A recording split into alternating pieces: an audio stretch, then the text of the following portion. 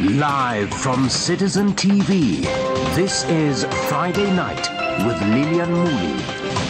Good evening and many thanks for joining us tonight. It is World Breastfeeding Week, and every year in August, the world observes World Breastfeeding Week. Here in Kenya, there are concerns over the increase in bottle feeding babies in the first 6 months of life. And globally, only 44% of infants are exclusively breastfed within the first 6 months. That's according to the World Health Organization. We'll be telling you why you should breastfeed your child within the first 6 months of birth. That is exclusively, and the health benefits that lie therein. We'll be talking to a nurse, midwife, and board-certified lactation consultant right here on the show. All that and much more lined up right here on Friday night. Let's take a look at stories making headlines tonight.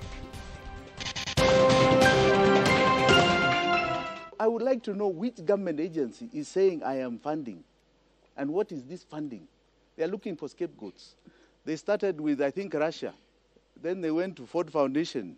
Now it's Jimmy Wanjigi. Please. It wasn't me. Businessman Jimmy Wanjigi resurfaces, denies links to anti-government protests. And we were telling them, don't shoot us. We said, don't shoot, don't shoot, don't shoot, multiple times. And we were kicked and hit and fell on the ground. Don't shoot me! Two governments, same script. Police make double raid at Jimmy Wanjigi home. Tumesema ile pesa tulikuwa tunalipia watoto wa secondary school. Tumesema hata wa primary school waongezwe hapo ndani. Na hata wale watoto hawajaenda shule, wako 5 years and below, tuwaingize katika hiyo program. No child will be left out. Ruto says government to provide free medical services for children up to the age of 18. We must change our budgeting strategy, one of which is to adopt a system where every budget line is justified. Next team in office. New cabinet secretaries report for duty at ministries.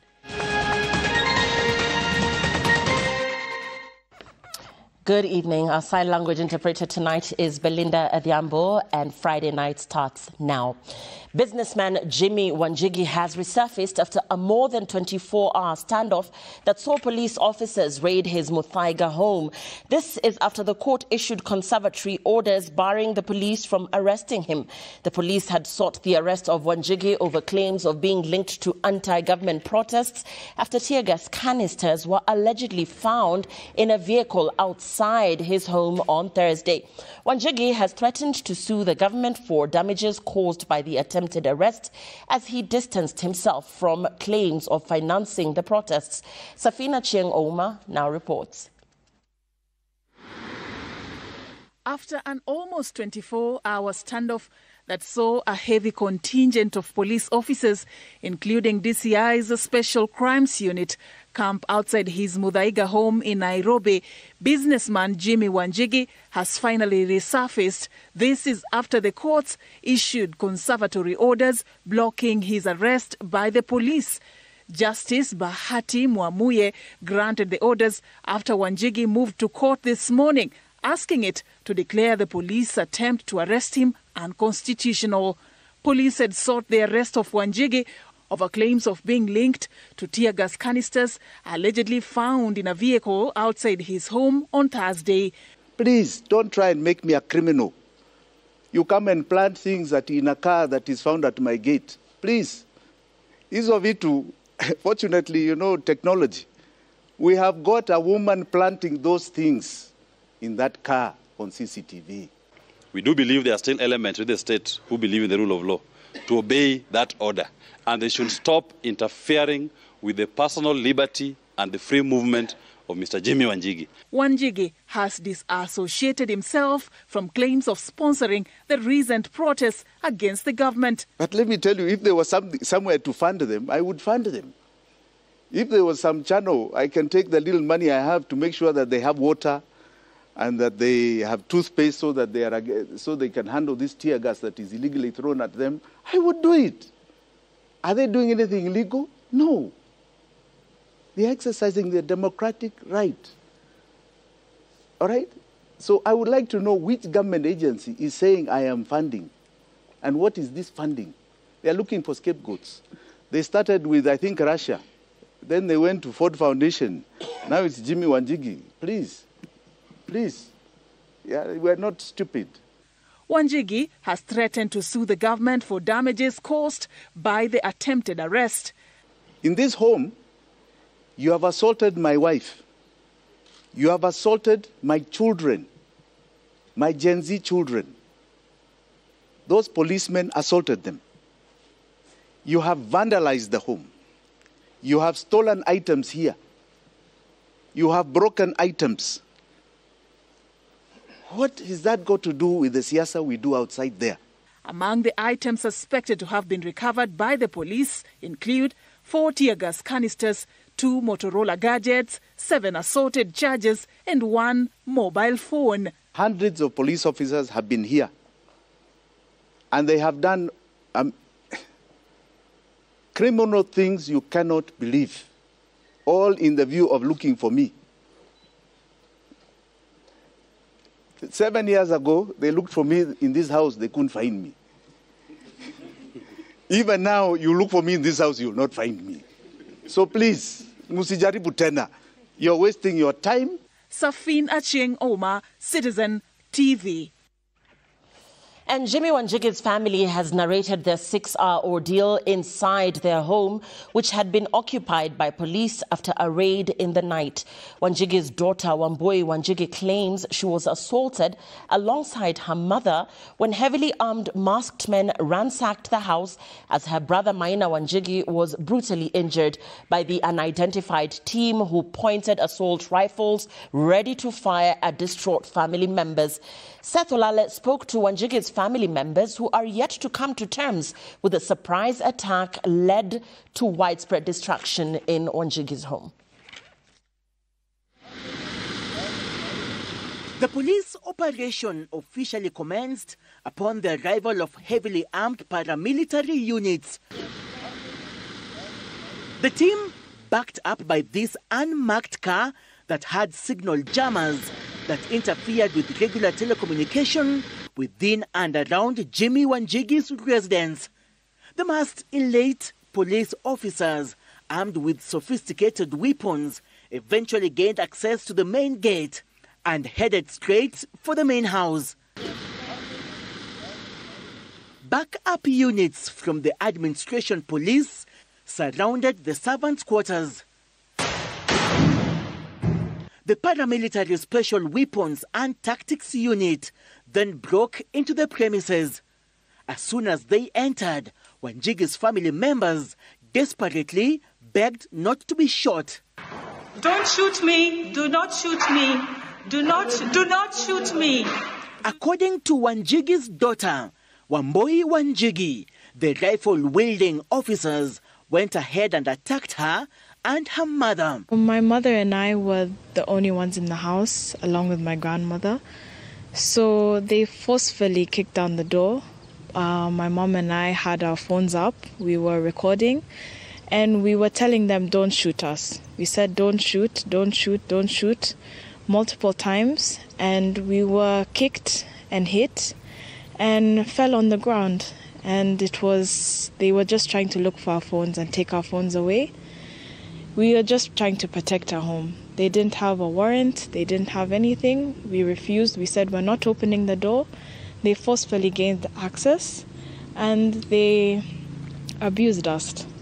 It was quite a shocking experience. According to Wanjigi's family, the alleged assault did not stop there. The armed men confronted Wanjigi's son, Maina Wanjigi. I was trying to record them and they said I was trying to grab their gun. So they pushed me to the ground, beat me up, and then as well as said, put me in handcuffs. Jimmy Wanjigi's mother was not spared either. It's very unfortunate that this had to happen after Jimmy's father was buried about a month ago. It's very unfortunate. I'm the mother of Jimmy.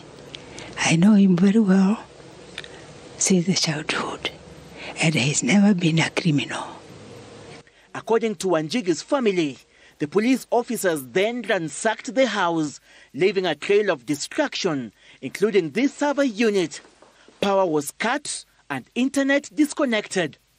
The paramilitary squad eventually left, but as the family members were preparing to take a nap at 6 a.m., hell broke loose again. My clients were woken up by marauding men jumping in their rooms, wearing balaclavas and carrying assault rifles, forcing them out of their rooms and pointing guns at them, tearing things up and down within the house. Ni kinyume cha sheria, wangeenda kotini wapate warrant na wangekuja kwa taratibu za kisheria. The team claimed it had discovered 3 grenades inside Wanjigi's compound alongside electronic gadgets, claims the family deny.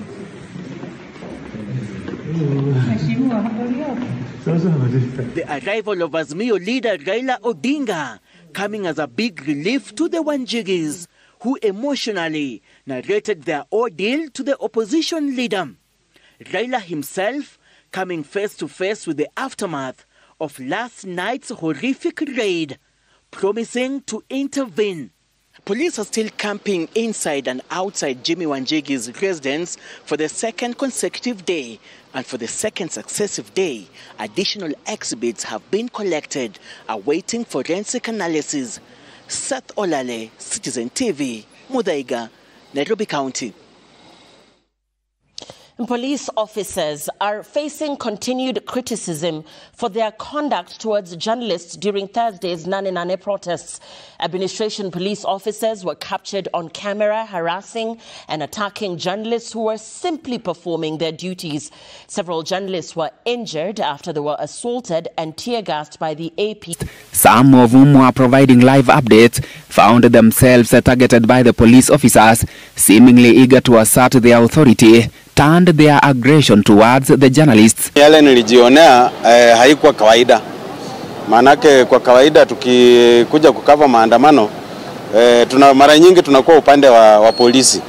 Kwa tunatembea nao wakienda kufukuzana na wale demonstrators, sisi either tuko nao ama tuko nyuma yao, to be on the safe side.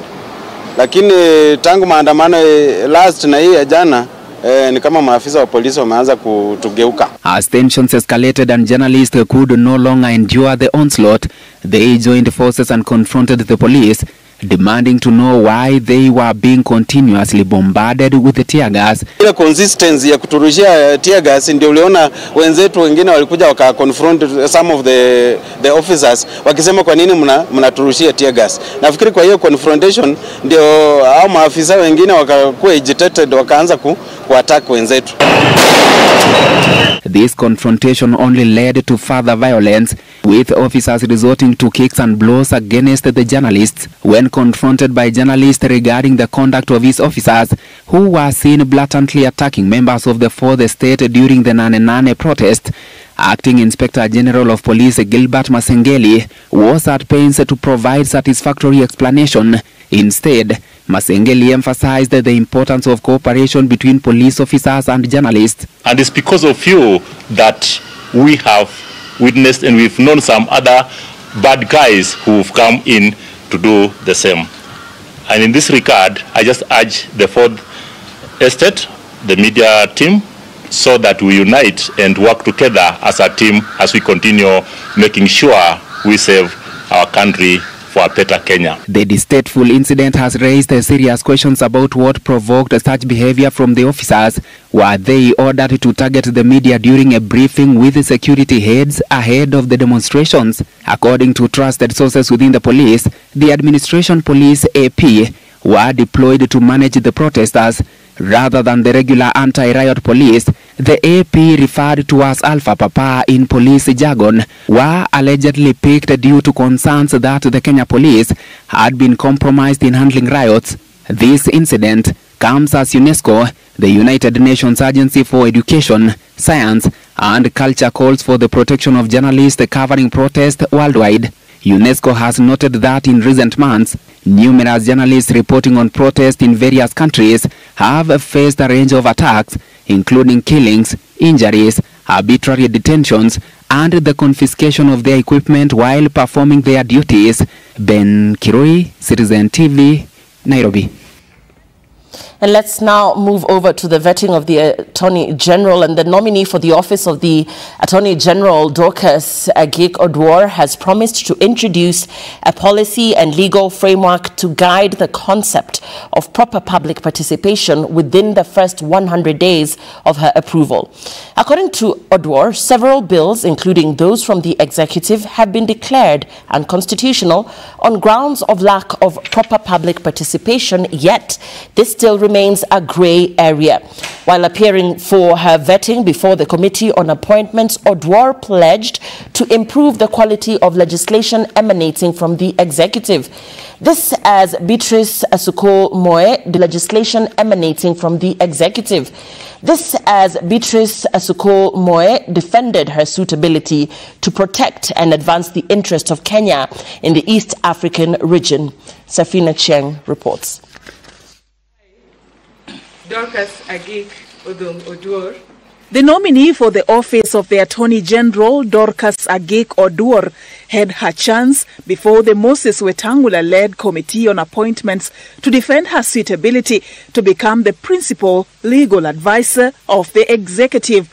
Her vetting coming at a time when the office of the Attorney General has been under fire over claims of failure to issue solid legal advice to the executive, resulting in several bad laws which were declared unconstitutional by the courts. Oduor pledging to save the government this form of embarrassment. I would make sure that as the Attorney General, I advise that wherever we come up with a bill, it meets the constitutional requirements as provided. When tasked to shed light on the grey areas on the concept of public participation, which has led to the downfall of many bills, including those from the executive, if approved, Oduor promised to initiate a policy and legal framework to guide public participation within her first 100 days in office. I think there is a need for a policy to give guideline or regulation on what public participation is. Prior to her nomination, Oduor, a seasoned legal professional, served as the Secretary of the Public Prosecutions. If appointed, Oduor will make history as Kenya's first female Attorney General. Welcome to this Committee of Parliament. Another first will be for Beatrice Asuquo-Moe, who, if approved for the East African Community Affairs and ASAL's docket, will be the first Turkana woman to sit in cabinet. From a humble background in Lokichar, Turkana South Sub-County, Moe, whose net worth is 100 million shillings, laid out her plan to end the marginalization of ASAL regions.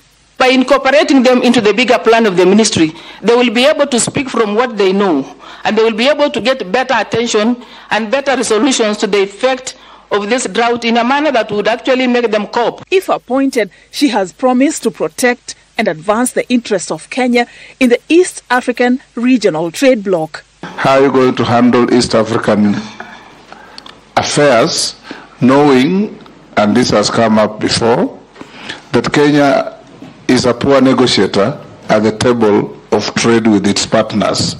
It will be my role to get into the trade, negotiate with those people, agree, of course, as consulting also with our own farmers on something that we will put on the table as they put theirs. So we agree finally on what the policy that would govern that free trade without disadvantaging any part of the country. The committee will be retreating to consider the suitability of the nominees as it concludes the vetting process. Safin Achieng Omar, Citizen TV. The Kenya Human Rights Commission and the founder of the Institute for Social Accountability, Wanjiru Gikonyo, have petitioned the Constitutional and Human Rights Division of the High Court for a revocation of President William Ruto's cabinet appointments. They want the court to declare the appointment of the 19 cabinet secretaries who took their oaths of office on Thursday declared illegal and unconstitutional. The basis of the petition is the vetting process by Parliament, which the petitioners argue did not meet the requirements of the Constitution on public participation, integrity and financial probity. On public participation, the petitioners argue that insufficient time was given for the submission of memoranda. They say the National Assembly's Committee on Appointments acted in bad faith by rejecting 656 memoranda out of 813 it received on technicalities. The petitioners also argue there was a lack of transparency on how the content of the memoranda was taken into account. The petitioners also argue that there was a lack of proper vetting by the committee, with the candidates not subjected to full financial probity. They also raised integrity concerns given the approval of, among others, former Kakamega Governor Wycliffe Oparanya, in spite of concerns raised by the Ethics and Anti-Corruption Commission. The petitioners argued that the swearing in of the cabinet nominees was rushed, not giving those whose memoranda were rejected enough time to address the reasons given.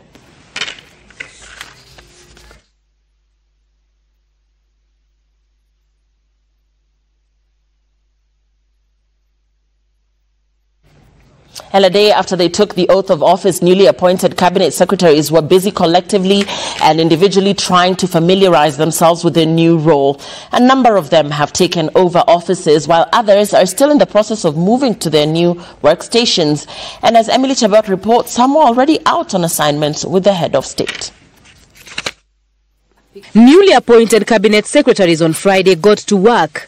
Treasury Cabinet Secretary John Mbadi already trying to maneuver through the confusion brought about by the rejection of the Finance Bill 2024 and the hurdles that the Finance Act 2023 is currently facing after the court declared it unconstitutional, and later an appeal was made at the Supreme Court. As far as I'm concerned, the only thing we don't have is the Finance Bill of 2024, which was not law in the first place. It had not been passed. 2023 Act is still in place because we have appealed. So not until that matter is resolved, anything that requires to be done under that act must be done. The Treasury CS laying down his plans to stabilize and grow the country's economy that is currently not doing well. Already my team here have started looking at the finance bill that has just collapsed, the 2024 finance bill, picking out those areas which largely are not controversial or would not hurt the common mwananchi in terms of tax burden, and which can help us, A, improve the economy. You know, when the economy improves, we'll definitely collect more. Mbadi, who served as the chair of Public Accounts Committee in the National Assembly for long, says his tenure at the Treasury docket will see reduction of wastage as well as reforming the Kenya Revenue Authority in order to see more collection. Mbadi says we must live within our means. There has been a slowed uptake of loans by the private sector from the banks, largely attributable to the appetite of borrowing by government, but also reluctance by the banks to give private sector money because of risk factors. So we must discuss these things. Energy Cabinet Secretary Opiyo Wandayi was on his first official assignment in Murang'a County. Wandayi accompanied the president during the launch of a last-mile electricity project in Kirungu village in Murang'a County. Earlier, Mining, Blue Economy and Maritime Affairs Cabinet Secretary Ali Hassan Joho officially took over the docket from his predecessor Salim Vuria. The handing over ceremony was held at the ministry's headquarters in Nairobi. Former Attorney General Justice Muturi occupied the Public Service Office, while his counterpart Dr. Margaret Nyambura took over at the ICT Ministry. The reconstituted cabinet will undergo induction next week on the 12th and 13th of August at the National Defence College. In a letter seen by Citizen TV from State House, all permanent secretaries are expected to join their bosses for breakfast that will be attended by the head of state. First day in office for the broad-based government cabinet secretaries, a number of them accompanying President William Ruto in his Murang'a tour. But one John Mbadi was in his office trying to synchronize his vast knowledge in budgeting from the National Assembly with the Kenya Kwanza's bottom-up economic model. What is clear about him is the road to debt is a no-go zone, and now all eyes are on Treasury to see how he will manage austerity measures and more collection of revenue. Emily Chabot, Citizen TV, Nairobi. And President William Ruto has announced a return of the Linda Mama Medical Program to boost his universal healthcare program. Speaking in Murang'a, President Ruto says the new medical scheme will be comprehensive and will also include an enhanced Edu Afya program where learners from all ages will be able to access Medicare for free. Stephen Letor reports. The president began his tour in Kiharu constituency in Murang'a County, where he mooted his new health plan for the country amid legal turbulence that the Social Health Insurance Fund SHIV continues to encounter. The head of state announced the return of the Linda Mama program under the universal health coverage. Kwa sababu tunataka kupanga mambo ya wamama hasa katika ile program ya Linda Mama. Mimi nataka niwahakikishie, Linda Mama tumeipanua sasa. Badala ya wewe kwenda hospitali mara 6, tumesema uende mara 10 bila ya kuulizwa pesa. In a broadened health coverage plan, President Ruto says an enhanced package has been introduced under the Edu Afya scheme, with learners brought on board, as well as those below 5 years will no longer pay for medical services under the program. Tumesema ile pesa tulikuwa tunalipia watoto wa secondary school, tumesema hata wa primary school waongezwe hapo ndani. Na hata wale watoto hawajaenda shule wako 5 years and below tuwaingize katika hiyo program. Ndio kila mtoto wa Kenya mpaka afike miaka 18 serikali ya Kenya itakuwa inasimamia matibabu ya watoto wetu wote. Mimi nawauliza jameni, mnataka tusimamie watoto wetu wote ama wachache? Na your excellence, ile tunaomba Murang'a level 5 tutai-expand iwe a major referral hospital. Ningetaka nisaidia na equipment. The president spoke as he led top government officials, including his deputy Rigathi Gachagua, in a development tour that involved opening of roads and rural electrification under REREC. Pia nimeweka milioni 50 soko ijengwe pale Jua Kali, ndio tuwe na soko upande ile, tuwe na soko upande hii. Saa hizi nimetoka kufungua ama kuanzisha kujengwa kwa soko pale Kamberwa vile vile. Hapa Murang'a tunataka kujenga soko 20 mpya.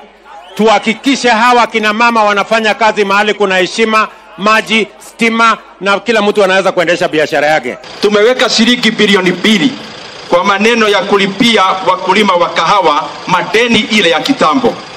Mheshimiwa President, mimi nilikuwa last week pale Kiharu. Nikaenda Kagada factory. Walikuwa walipwa shilingi 86 per kilogram. Lakini ikakatwa ikakuja 34. Hiyo ingine ikaenda kwa madeni. Deputy President Rigathi Gachagua lauded the new look cabinet formed under the broad-based arrangement and exuded confidence that it will unite the country and deliver the president's promises to Kenyans. Sisi rais tumekuunga mkono vile umesema tushikane wa Kenya wote. Tuunde serikali ya kila mtu. Ndio sisi sote tutembee pamoja. Na sisi watu ya area hii tumekuunga 100%. Wewe sasa tumepata mawaziri wapya, wakuje utuongoze, tufanyie wananchi wetu kazi. The president also announced changes to the KCC to guarantee dairy farmers good returns. Stephen Letor, Citizen TV. Detectives in Nairobi are holding a suspect over allegations of plotting to assassinate a businessman in Nairobi. Investigations say the suspect, who was arraigned in Milimani Law Courts, is the mastermind of the plot and had allegedly hired assassins to kill the businessman. The suspect in custody and the businessman are embroiled in a court battle over a property, and that's the reason for the murder plot. As our crimes reporter Franklin Walla reports, police told the court that 2 other key suspects in the plot remain on the run. James Mwangi, not his official name, was to be killed in the month of July 2024. According to an application presented in court by an investigating officer based at Central Police Station in Nairobi, the conspiracy to kill him was being plotted on diverse days since the beginning of July this year until it was foiled at the beginning of August. In his affidavit, investigating officer George Karanja has placed Winfred Wandia Kisau, Rosemary Muade and Marvin Omondi Abisalom at the center of a plot to kill the businessman. The business dispute stemming from the ownership of a business premise within the Central Business District in Nairobi. She had the lease agreement which she failed to honor the terms and conditions of the lease, and therefore when she came with the court order of stay, we had already taken over by 13th July 2023, and therefore the court order could not be enforced. In 2023, the businessman started the process of acquiring a 4-story building within the CBD at an initial cost of R1 billion. This will be the genesis of his problems. Investigators say Rosemary Muathe, who was an interested party and had previously leased the same property, got into an ownership tussle with the businessman who wanted to acquire it. And when she lost the case, that is when now we came in. When we did our due diligence, we found it fit for business. The dispute ended up in court with Justice M.D. Mwangi of the Environment and Lands Court ordering the parties in the initial lease agreement to go for arbitration to sort out pending issues. The court order says, she thought that once she kills me, she'll be able to get back to the property. According to the investigating officer, the suspects, together with accomplices still on the run, plotted to eliminate the businessman. We are also aware that she has tried this from the beginning of this year. She has tried several times, but she has always failed. And until now, last week, when they were busted and one of the suspects arrested. The suspect, Winfred Wandia Musau, was arrested on the 1st of August in Nairobi and booked at the Central Police Station. Police say she introduced Marvin Omondi Abisalom to Rosemary Muathe, and several meetings were held on how the murder was to be executed. Investigators are seeking to retrieve communication data from the suspect's mobile phone, as it is believed she was in communication with other persons yet to be arrested. Franklin Wala, Citizen TV.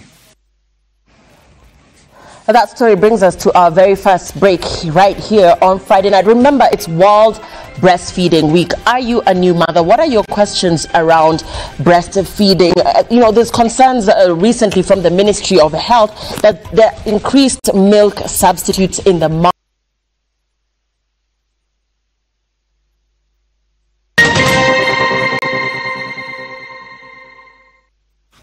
Thank you for staying with us. The detectives in Juja raided an apartment they said was owned by Nancy Indoveria Kigunzo, I beg your pardon, popularly known as Mathe Wangara.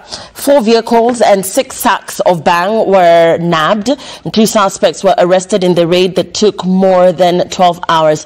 And as Francis Mtalaki reports, police are pursuing Mathe Wangara again barely 1 year after she was arrested over claims of drug trafficking with more than 100 kilograms of bang netted in Hangara premises in Nairobi. Barely a year after she was arrested by detectives who raided a yard that had been closed and later illegally reopened for drug trafficking business, where over 100 kilograms of marijuana was seized in Ngara, Nairobi County, Nancy Indoveria Kigunzo, the infamous Mathe Wangara, is back on police radar. This time in Masto area, Juja, Kiambu County, after police raided Jajoni Apartments. Police believe that the apartment is owned by Nancy Indoveria and that she shifted base to Juja from Ngara, operating in 2 houses at this apartment where drug trafficking business has been ongoing for some time now. In the search that lasted for more than 12 hours, 6 sacks of marijuana was intercepted and 4 vehicles and a motorbike nabbed. Police towed away the 4 vehicles parked at the parking area of this apartment to Juja Police Station, where they are being held. 2 suspects, David Ocheng Okoth and Christopher Odipo, who were arrested, will also spend the weekend in police custody after they were arrested in the raid. Wamekuja, wameingia kwa plot, kwa kila room, fungua, hata tunashindwa, wanataka nini? Tumesikia kuna watu wameshikwa na sijui wako wapi. It is not the first time she had a brush with the law. She was also arrested in August 2023 and 100 kg haul of bang impounded for her operations base at the time in Parklands. Police also seized 13.4 million shillings during the same raid, which was later forfeited to the state on the orders of the court. Indoveria was raised on 1 million shilling cash bill in December 2023. Francis Mtalaki, Citizen TV. And the ODM party has made changes to its leadership positions after its key officials were absorbed into the executive. In a central committee meeting chaired by party leader Raila Odinga, Kisii Governor Simba Arati has been named as the new deputy party leader alongside Mombasa Governor Abdul Swamad Sharif Nasir. Vihiga Senator Godfrey Osotsi has also been co-opted into the 3 deputy party leader slots. Homa Bay Governor Gladys Wanga is the new ODM party national chair. All their names will have to be ratified to the National Executive Council and the National Governing Council.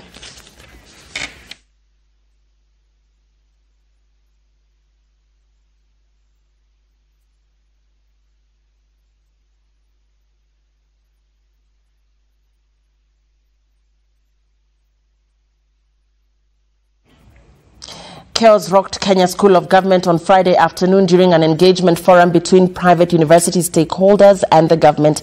Agitated university students brought the meeting to a standstill, demanding answers on why private university students have not been incorporated as beneficiaries of the new university funding model like their counterparts in public universities. The angry students from various private universities chanted songs of solidarity to express their displeasure with the new funding model, demanding a stakeholders meeting which largely comprises of students. The chaos erupted in the presence of Principal Secretary for Higher Education and Research, Dr.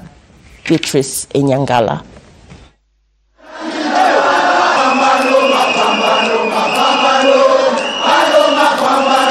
Madam PS, 1. What is the empirical evidence that underpinned the transition to this new funding model? And how were potential adverse consequences anticipated and addressed in its formation?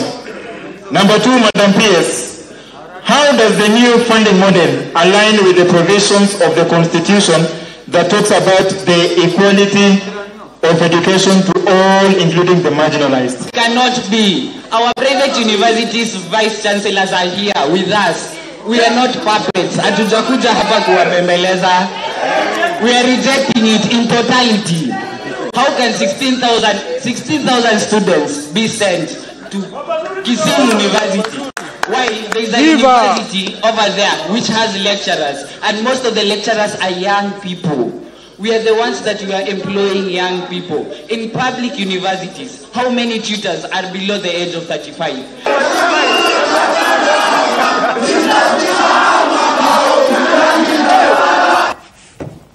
And this year, the world observes World Breastfeeding Week. And breastfeeding is one of the most effective ways to ensure child health and optimal early childhood development, providing babies with their first immunization and all the nutrients required for their optimal brain development and growth.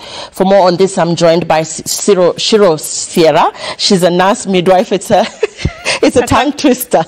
Shiro Sierra, she's a nurse, midwife, and board-certified lactation consultant. Thanks for joining us today. Thank you for having me. I see you have a baby with you there.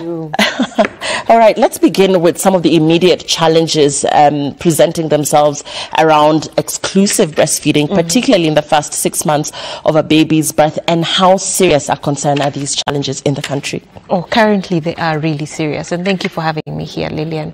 The theme for this year is closing the gap and support for all. And one of the things is that there's a lack of support, there's a lack of awareness among mothers on what exactly exclusive breastfeeding means. There's also a lack of awareness for the healthcare professional supporting the mother, who gives a bit of inconsistent information and support, sometimes inaccurate information, so the mother is not sure what to do because she keeps getting different information. Do this, another healthcare worker says do this. So even returning to work on maternity leave has caused a decrease in exclusive breastfeeding rates in the country. So by the time a child is 4 to 5 months of age, the rates are going as low as 38% of babies being exclusively breastfed. And the reason for this is returning back to work, where mothers have very poor workplace support or are unable to continue breastfeeding because they feel the milk supply has gone down because they're not pumping the milk to store it so that then they can give the baby. Because if you don't take the milk out from the breast, then the breast will not produce the milk. So that's really affecting the breastfeeding rates. At the same time, breast milk substitutes.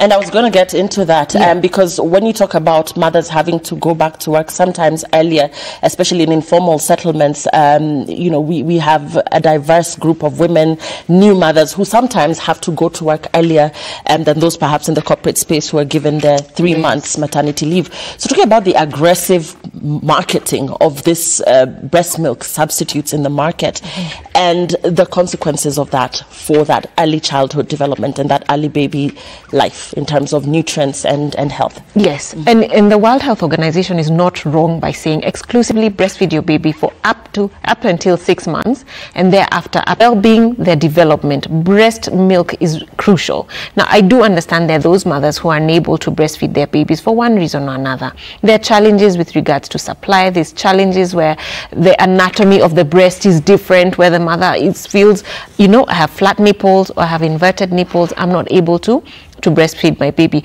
But this should only be done via the healthcare provider, where the doctor says, you know what, we have tried all means and this mother for sure is unable to breastfeed, so let's introduce breast milk substitutes.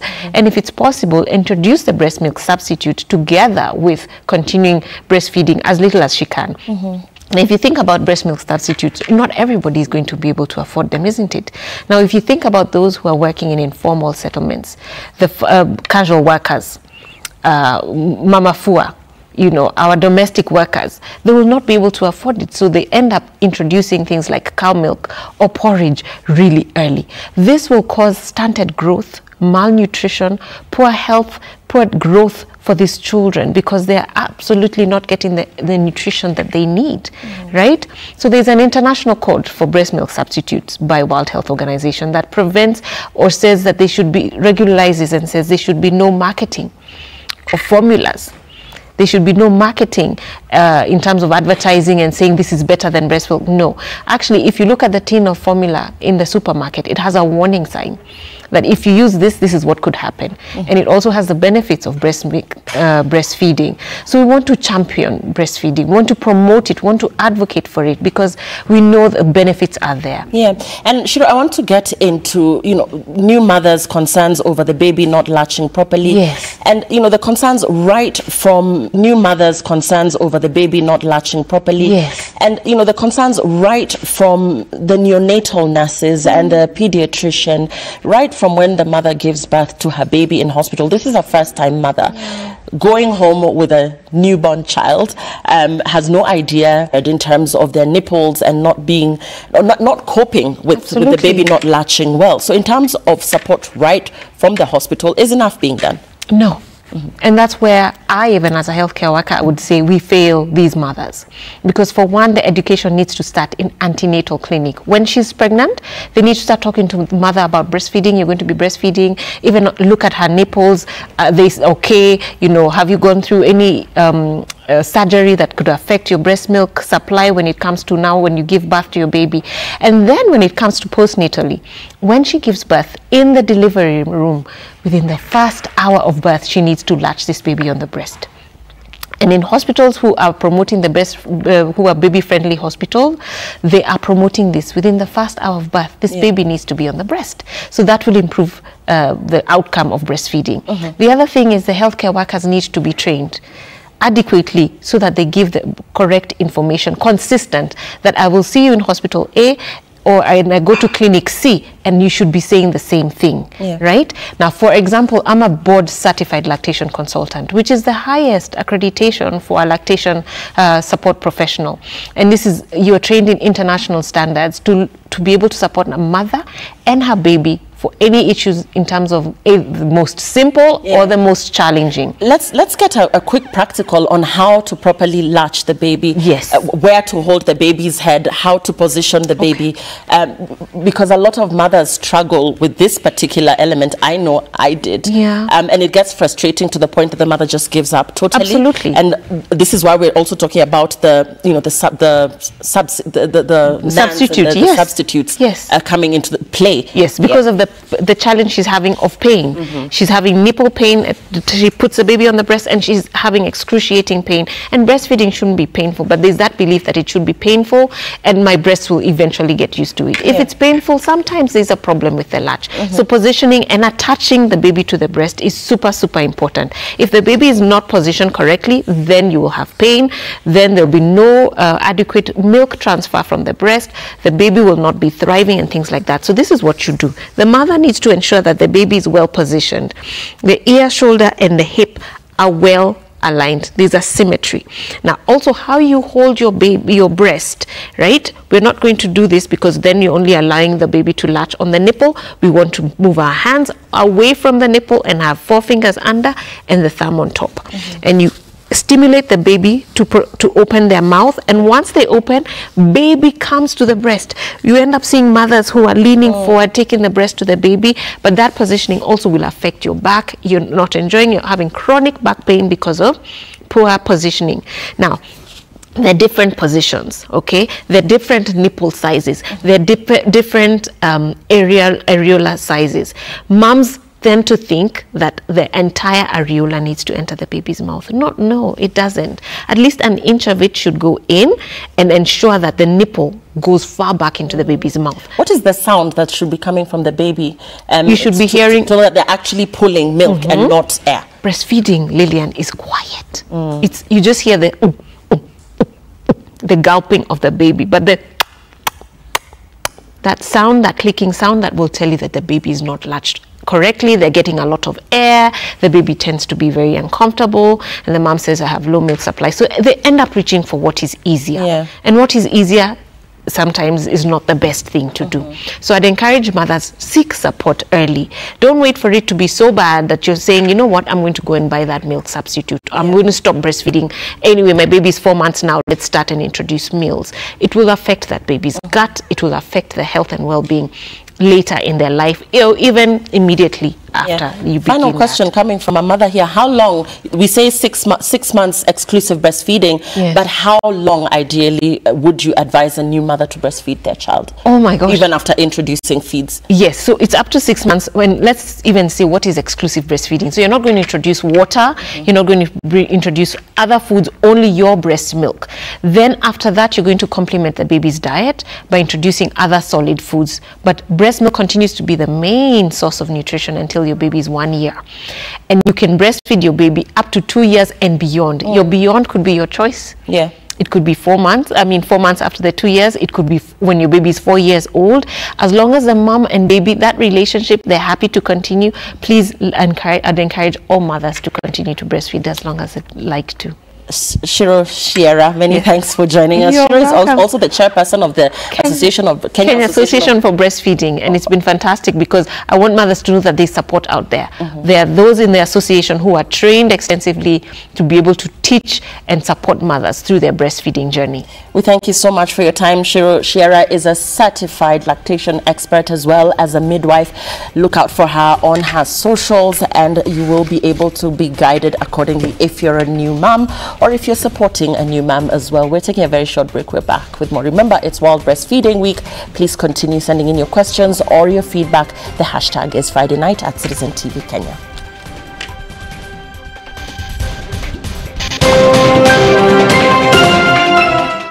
Federation of Kenya Employers seeks clarification from KRA on tax remittances following nullification of the Finance Act 2023.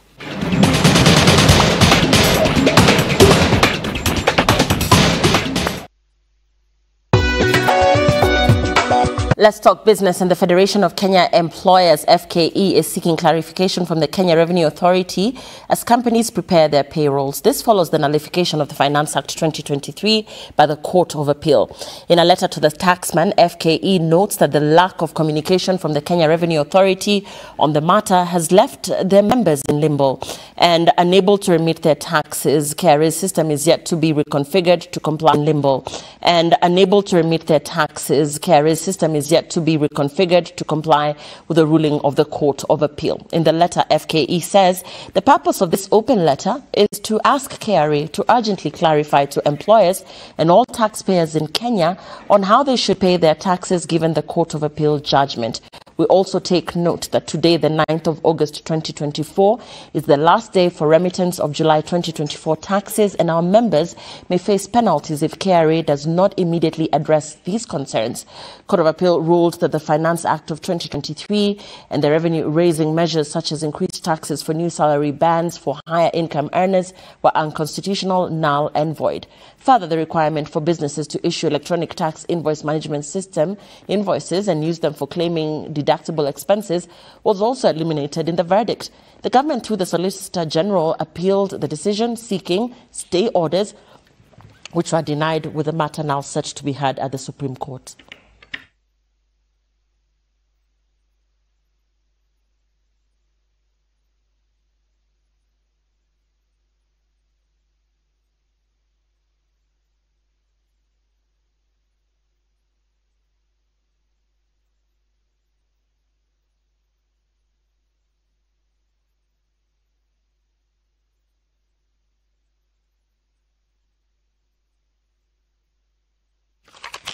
And a smart meter manufacturing group will specialize in producing a range of advanced smart meters.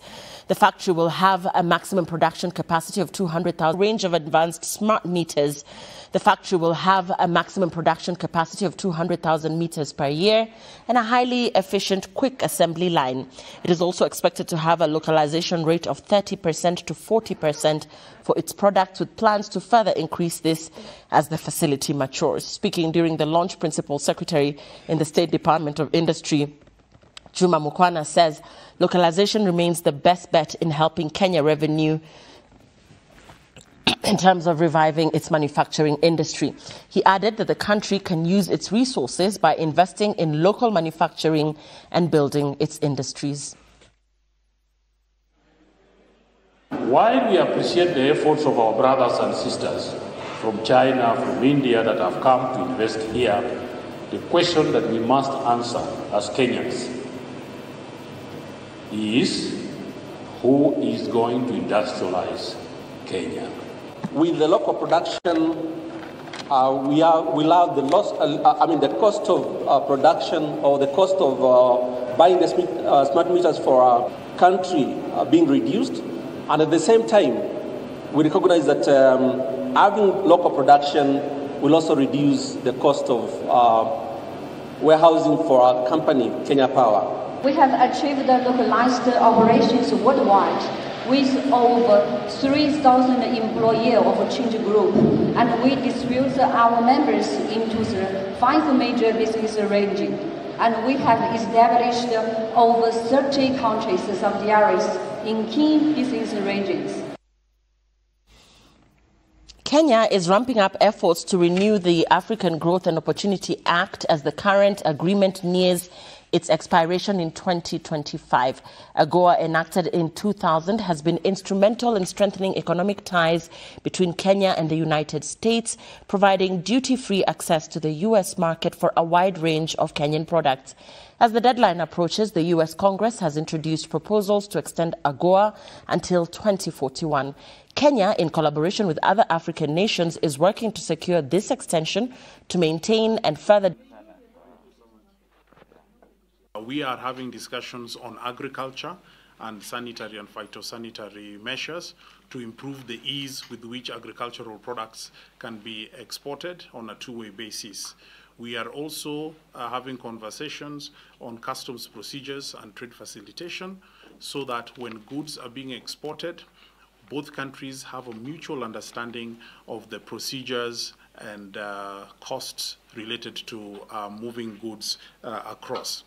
As we realize, we are also having a period of climate change, and environment and climate change action and cooperation around that are one of the areas then that will also feature in the agreement. We are committed, first of all, to ensure that we maintain the position.